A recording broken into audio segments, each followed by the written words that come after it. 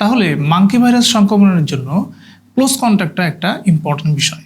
এখন close contact কী জিনিস সেটা কিন্তু আমরা অনেকে বুঝি না।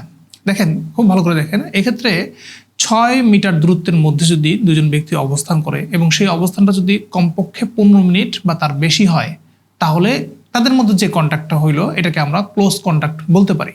এটা হইতে পারে যে আপনি কোনো বাসে যাচ্ছেন, আপনার আশেপাশে 6 মিটারের মধ্যে যে যাত্রীরা আছে তারা কিন্তু 6 মিটারের মধ্যে আছে এবং তারা যদি 15 মিনিটের বেশি অবস্থান করে, সময় বেশি অবস্থান করে, তাহলে এটাকে আমরা ক্লোজ কন্ট্যাক্ট বলবো। যদিও আপনি এটা কোনো একটা ঘরের মধ্যে নাই, এটা একটা আউটডোর একটা এনভায়রনমেন্টের মধ্যে আছেন। আরেকটা বিষয় হচ্ছে যেমন কোনো একটা রুমের মধ্যে আছেন, এটা হতে পারে ক্লাসরুম কিংবা অফিস রুমের মধ্যে, সেক্ষেত্রেও কিন্তু একজনের সাথে অন্যজনের দূরত্বগুলো যদি কাছাকাছি থাকে 6 মিটারের মধ্যে এবং যদি দেখা যাচ্ছে অনেক সময় ধরে সহপাঠীর সাথে অবস্থান করতে হয়, সেক্ষেত্রেও এটাকে আমরা একটা ক্লোজ কন্ট্যাক্ট বলবো।